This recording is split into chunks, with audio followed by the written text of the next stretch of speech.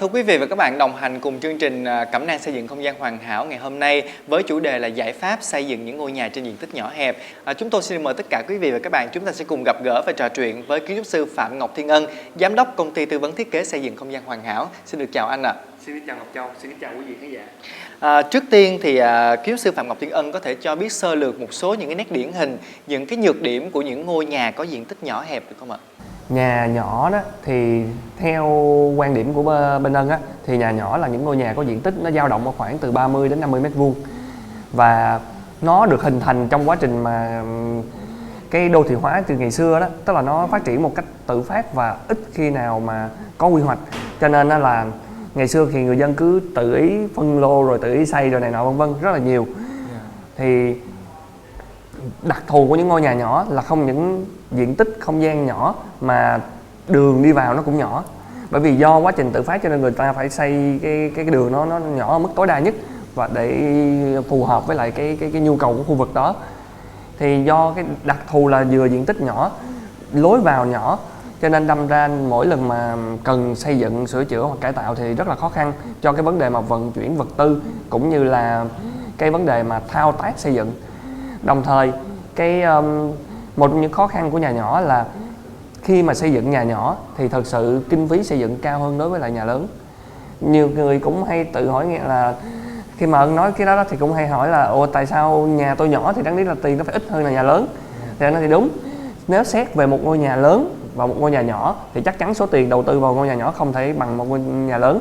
Tuy nhiên khi tính tỷ lệ đơn giá tiền trên mét vuông xây dựng thì cái nhà nhỏ luôn luôn giá nó cao hơn nhà lớn.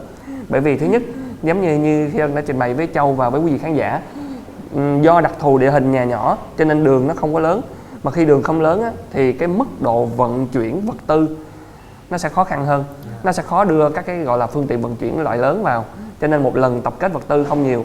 Thứ hai, do đặc thù nhà nhỏ cho nên địa bàn thi công cũng nhỏ, cái mặt bằng thi công quá nhỏ thì nó sẽ khó khăn trong cái việc mà vận chuyển vật tư, tập kết vật tư và chứa vật tư. Thì mỗi lần chứa không nhiều thì đâm ra phải đem lại nhiều lần, mà do đem lại nhiều lần nên đâm ra cái giá tiền của vận chuyển nó cao lên. Đồng thời thời gian xây dựng cũng bị kéo dài ra so với lại quy mô ngôi nhà, bởi vì không có thời gian, không có đủ cái mặt bằng thao tác để cho công nhân làm hoạt động trên đó, cho nên một lần chỉ có thể vài người làm được thôi. Còn nhà lớn á, thì người ta rải người ra nhiều, người ta làm một lúc nhiều vị trí được. Nhưng mà nhà nhỏ thì cho nhiều chủ nhà cũng hay họ nói nhà thầu là sao anh không đem nhiều người tới cho nó nhanh. Bây giờ có đem một đống tới cũng đứng dòm nhau thôi chứ không có địa bàn để thi công, không có vị trí thao tác, tại người này đã đứng làm thì người kia không còn làm được nữa. Đó, cho nên đâm ra là cái giá tiền nó bị đội lên do thời gian bị kéo dài. Và đồng thời khi càng xây lên cao, do mặt bằng thi công nhỏ mà lại xây cao cho nên đâm ra cái vận chuyển vật tư lên phía trên nó sẽ khó khăn hơn, và việc đẩy các vật tư vào bên trong nó cũng khó khăn. Chính vì vậy cho nên đâm ra thường cái đơn giá nó sẽ bị cao lên. Chính vì vậy mà khi xây dựng nhà nhỏ thật ra tỷ lệ lại tốn kém hơn so với nhà lớn. Nhưng mà nó lại bị gặp một cái khó khăn lớn là hầu như chủ nhà nào khi xây dựng nhà mình trên diện tích nhỏ cũng đều do đặc thù nghĩ rằng nhà mình nhỏ cho nên giá tiền nó nhỏ, cho nên đều chuẩn bị một cái kinh phí đầu tư nó cũng nhỏ. Nhưng mà thật sự như vậy thì nó lại bị không đủ để mà giải quyết được cái vấn đề nhu cầu của họ.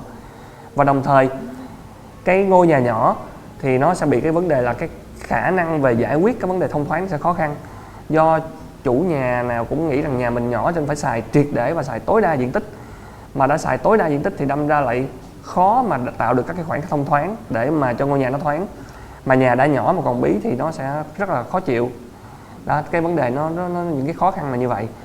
Dạ, xem ra thì với những ngôi nhà mà có diện tích nhỏ hẹp thì đó đúng là một cái khó khăn rất là lớn đối với lại những gia chủ mà đang sở hữu những cái mảnh đất như vậy. Chính vì vậy mà trong suốt thời gian qua thì chúng tôi cũng nhận được rất là nhiều những cái câu hỏi của khán giả xoay quanh cái vấn đề là làm thế nào để có thể xây dựng được một cái ngôi nhà đảm bảo được đầy đủ cái công năng sử dụng của họ nhưng mà vẫn phải đẹp và ấn tượng mà trên một cái diện tích rất là nhỏ, mà họ cũng đang rất là băn khoăn.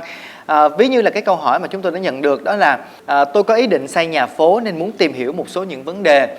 Hiện tại thì mảnh đất nhà tôi nằm trong khu vực dân cư đông đúc, chỉ có một mặt tiền mà thôi. Diện tích là 4 x 15 m², hướng đông nam. Như vậy thì nhờ kiến trúc sư của chương trình tư vấn giúp những vấn đề cần quan tâm trong thiết kế của loại hình kiến trúc này. Xin chân thành cảm ơn và xin được mời anh ạ.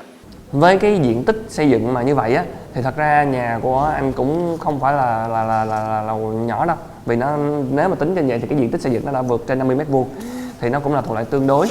Bởi vì theo quy định của nhà nước, nếu như mà diện tích nhà mình 50 m², mình được xây 100% diện tích xây dựng. Nếu mà 100 m² thì mình được xây 80% diện tích xây dựng. Thì còn cái khoảng giữa từ 50 tới 100 thì sẽ dùng công thức tính nội suy để mà tính ra được là mình chỉ được xây bao nhiêu %. Thì nếu trên 50 m² thì không còn được tính là nhà nhỏ nữa.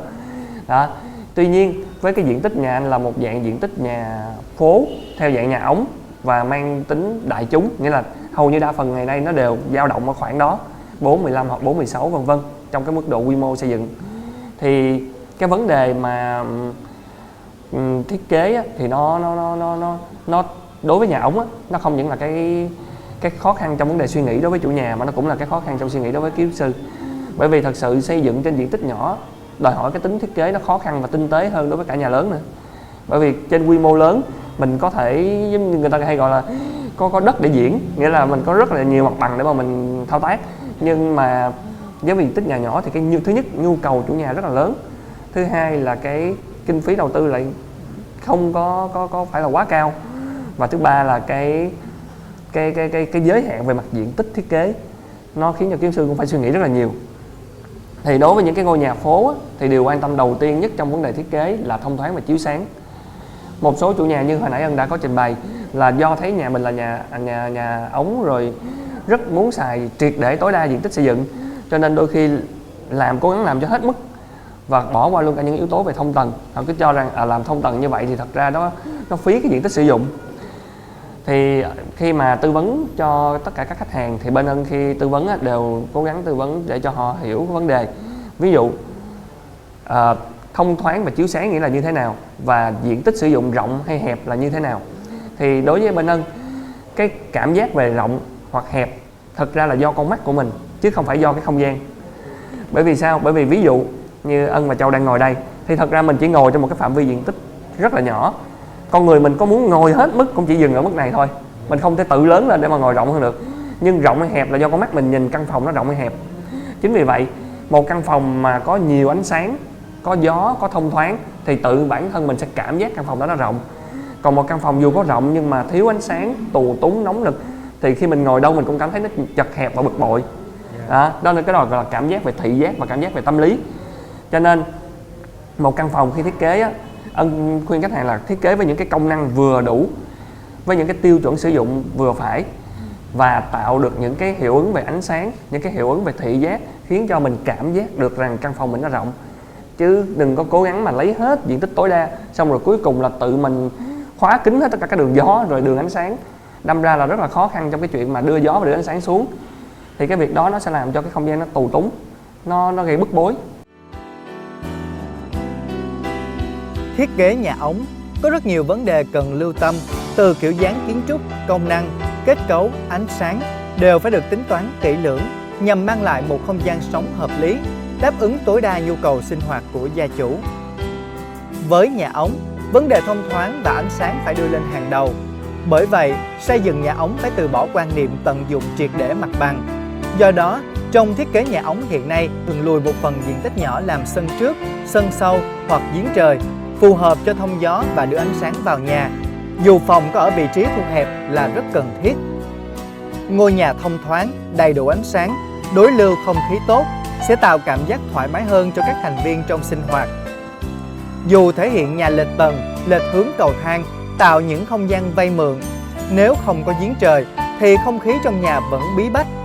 Nhiều nhà tạo 2 giếng trời để mưa rơi tự nhiên hoặc dựng nhà chia thành 2 khối để khắc phục sự buồn tẻ của nhà ống và tạo không gian thoáng đãng.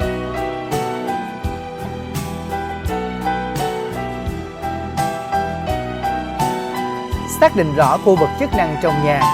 Việc này nếu gia chủ chưa định hướng được rõ ràng hoặc còn lăn tăn về những ý tưởng của mình thì phải nhờ đến kiến trúc sư xử lý sao cho phù hợp với ý muốn, vừa hợp lý với mảnh đất.